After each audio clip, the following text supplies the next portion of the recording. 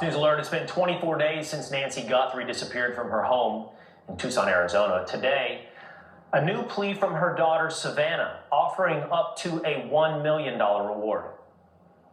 She may be lost. She may already be gone. She may have already gone home to the Lord that she loves. And if this is what is to be, then we will accept it. But we need to know where she is. We need her to come home. For that reason, we are offering a family reward of up to $1 million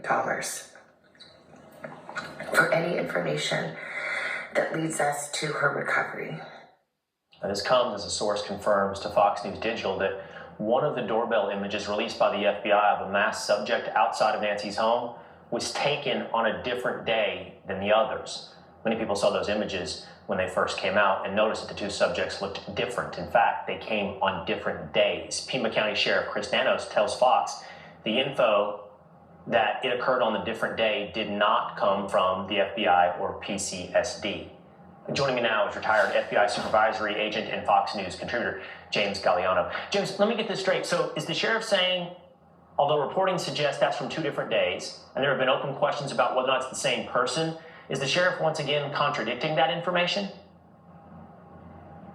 Will, it would sure appear that way. And look, as we enter the 4th week of this investigation here on the ground out in Tucson, there just seems to be daily more questions than answers. And again, part of this goes back to messaging, what the sheriff and the FBI, which unfortunately is second seat in this investigation, have released to the public. You know, this information that we've gotten through sourcing on the ground that suggested these were 2 different days. Now, as you look on the screen, no one has been able to definitively state whether or not this is the same individual or 2 different individuals. We notice there are a couple of distinctions and differences there. One with a backpack, one without. One with the pistol hanging off the front of the belt, one without that. It could be 2 different people, or it could be the same person on a different day. Will, I'm going to go out on a limb here. The folks at the FBI lab, the Operational Technology Division, they will be able to harvest, to data mine this, and determine the timestamps. If they don't already have it, they will get it soon. Well, the sheriff seems fairly intent on keeping us in a state of confusion. He could be right that that's not coming from PCSD or that's not coming from the FBI, but every time a piece of reporting comes out, he could at least tell us that's correct or incorrect and be consistent in helping us avoid confusion. I would give him the benefit of the doubt of protecting the investigation, but the investigation does not seem to be moving forward, James. I will ask you this. With Savannah offering up to $1 million reward, what does that tell us about all the different ransom notes that have already come in?